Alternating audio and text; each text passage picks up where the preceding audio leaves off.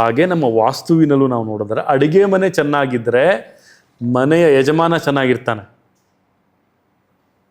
ಯಾಕೆ ನಾವು ಅದನ್ನು ಹೇಳ್ತೀವಿ ಅಂದರೆ, ಅಡುಗೆ ಮನೆಯಲ್ಲಿ ಲೀಕ್ ಆಗ್ತಾ ಇದ್ರೆ, ಒಂದು ಗ್ಯಾಸ್ ಲೀಕ್ ಆಯಿತು ಅಂತ ತಿಳ್ಕೊಳ್ಳಿ, ಅವಾಗೇನಾಗುತ್ತೆ, ಆ ಸ್ಮೆಲ್ಲಿಂದ ಏನಾಗುತ್ತೆ, it will be burned out. ನೀರು, ಅಡುಗೆ ಮನೆಯಲ್ಲಿ ವಿಶೇಷವಾಗಿ ನೀರು ಲೀಕ್ ಆಗಬಾರ್ದು, ಅಗ್ನಿ ಲೀಕ್ ಆಗಬಾರ್ದು, ಮತ್ತು ಉಪ್ಪು ಕೆಳಗಡೆ ಚೆಲ್ಲಬಾರ್ದು. ಋಣಾತ್ಮಕಗಳು ಎಷ್ಟು ನಿಮ್ಮ ಮನೇಲಿ ಓಡಾಡ್ತಾ ಇರುತ್ತೆ, ಅಷ್ಟು ನೆಗೆಟಿವ್ ಎನರ್ಜಿ ಆ ಮನೆಯಲ್ಲಿ ಓಡಾಡ್ತಾನೆ ಇರುತ್ತೆ. I just comparing with the vastu, that's it. ಅದೇ ವಾಸ್ತವ, ನಾವು ಅದ್ರ ವಾಸ್ತು ರೂಪದಲ್ಲಿ ಹೇಳ್ತೀವಿ ಅಷ್ಟೇ.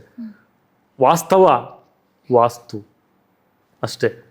ಸೊ ನಾವೇನು ಅದೇ ಒಂದು ವಾಸ್ತುವಿನ ವಿಚಾರದಲ್ಲಿ ನೋಡಿದಾಗ ಅಡುಗೆ ಮನೇಲಿ ಆಗುವಂತಹ ಕೆಲವೊಂದು ಮೇಯ್ನ್ ಅಡುಗೆ ಮನೆ, ಫಸ್ಟು ಅಡುಗೆ ಮನೆ ಯಾವ ಡೈರೆಕ್ಷನಲ್ಲಿದೆ, ಸೌತ್ ಈಸ್ಟ್ ಕಾರ್ನರಲ್ಲಿ ಇರಬೇಕು. ಅದೇ ಪ್ರಥಮ ವಾಸ್ತು. ಎರಡನೇ ಆಪ್ಷನ್ ವಾಯುವ್ಯ ಕೊಡ್ತೀವಿ ನಾವು. ಮೊದಲನೇ ಆಪ್ಷನ್ ಅದು ಇಂಪಾರ್ಟೆಂಟ್ ಆಗಿದೆ. ಅಲ್ಲಿ ಬಾಂಧವ್ಯಗಳು ಗಟ್ಟಿಯಾಗಿ, ಅಡುಗೆ ಮನೆ ಬಾಂಧವ್ಯ ಗಟ್ಟಿಯಾಗಿತ್ತು ಅಂದರೆ ಮನೆ ಯಜಮಾನನ ಸಂಪತ್ತು ಚೆನ್ನಾಗಿರುತ್ತೆ, ಆರೋಗ್ಯ ಚೆನ್ನಾಗಿರುತ್ತೆ, ಆಯುಷು ಚೆನ್ನಾಗಿರುತ್ತೆ, ಮನೆಯಲ್ಲಿ ಸುಖ ಶಾಂತಿ ನೆಮ್ಮದಿ ಎಲ್ಲ ಚೆನ್ನಾಗಿರುತ್ತೆ. ಅಡುಗೆ ಮನೆಯಲ್ಲಿ ಸಮಸ್ಯೆ ಬಂತು ಅಂದರೆ ಎಲ್ಲ ಡೌನ್ ಟ್ರೆಂಡ್ ಆಗುತ್ತೆ.